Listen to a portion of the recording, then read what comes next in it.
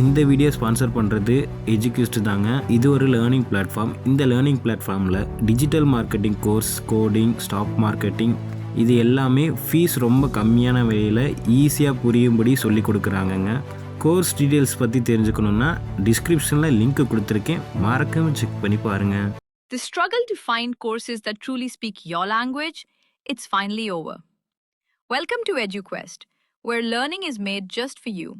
At EduQuest, we bring you a wide range of online courses, from career building programs to skill boosting masterclasses, all in your regional language. Because we believe language should never be a barrier to success. Our courses are tailor made after understanding what today's learners really need. So why wait? Start learning the smarter, simpler way only with EduQuest. Visit eduquest.courses and explore your next course today. And hey, don't miss out on our exciting offers and promotions. ஃபைனலாக பார்த்தீங்கன்னா கேடிஎம்மோட RC and Duke 160 models பார்த்தீங்கன்னா upcoming இயர்ஸில் இந்தியாவில் launch பண்ண போகிறதா announce பண்ணியிருக்காங்க.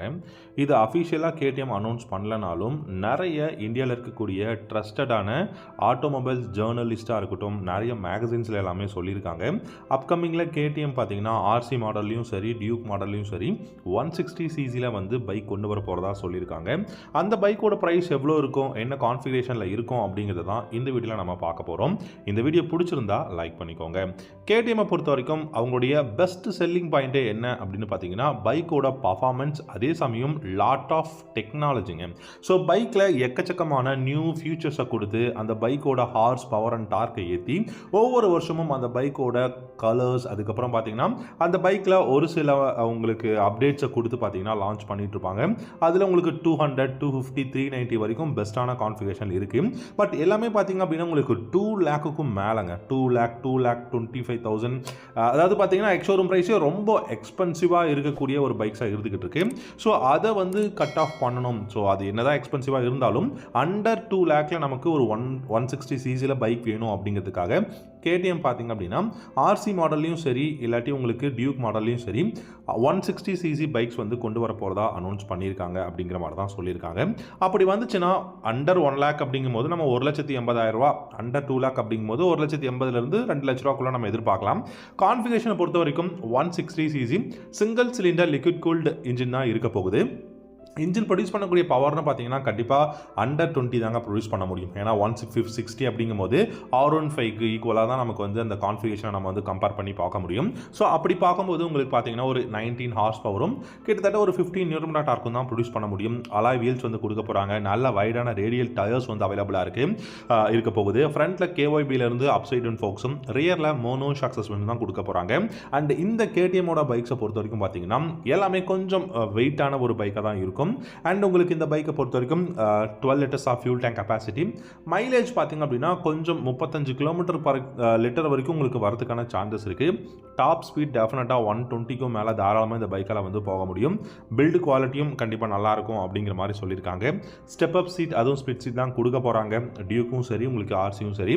அதே மாதிரி உங்களுக்கு digital instrument cluster, Bluetooth connectivity, இந்த மாதிரியான ஆப்ஷன்ஸ் எல்லாமே 160லையும் கொடுக்க போகிறாங்க.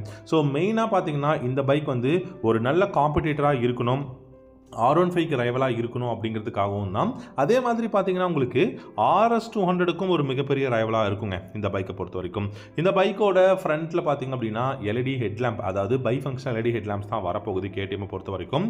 அதே மாதிரி உங்களுக்கு மீடியம் சைஸ் விண்ட்ஷீல்டாக இருக்கட்டும், அதே மாதிரி நல்ல பில்டு குவாலிட்டியாக இருக்கட்டும், இது எல்லாமே பெஸ்ட்டான ஒரு கான்ஃபிகரேஷன்ஸ் எல்லாமே வந்து பார்த்தீங்கன்னா இந்த RC 160 அண்ட் டியூக் 160ல கொடுக்க போகிறாங்க. இப்போதைக்கு டேட் மட்டும் அனௌன்ஸ் பண்ணல. அப்கமிங்கில் இந்த பைக் எல்லாம் லான்ச் பண்ணுவாங்க அப்படிங்கிற ஒரு எக்ஸ்பெக்டேஷன் இருக்கு. பட் இது கேடிஎம்மே அஃபிஷியலாக சொன்னாங்களா அப்படின்னு கேட்டிங்கன்னா டெஃபினட்டாக இல்லை. ஆனால் ட்ரஸ்டடான மேகசின்ஸ்லேயா இருக்கட்டும், இல்லை நிறைய ஆட்டோமொபைல் ஜேர்னலிஸ்டாக இருக்கட்டும், எல்லாமே எதிர்பார்க்குறது என்னென்னா 160 சிசியில் ஆர்சி மாடல் ஃபஸ்ட்டு லான்ச் பண்ணிடுவாங்க, அதுக்கப்புறம் டியூக் மாடல் வரும் அப்படிங்கிறது தான் சொல்லியிருக்காங்க. நம்ம வெயிட் பண்ணி தான் பார்க்கணும். ஸோ இது வந்து பார்த்திங்கன்னா நமக்கு கண்டிப்பாக ஒரு பெஸ்ட்டான பைக்காக இருக்குங்க. ஒரு என்ட்ரி லெவல் பைக்கு நம்ம வந்து பார்க்கணும் அப்படின்னாலே இன்றைக்கி 2 லட்ச ரூபாய்க்கும் மேலே ப்ரைஸ் போட வேண்டியது இருக்குது. நல்ல பர்ஃபார்மன்ஸ் பைக்காக வேணும் அப்படின்னா இந்த பைக் ஒரு பெஸ்ட்டான பைக்காக இருக்கும்.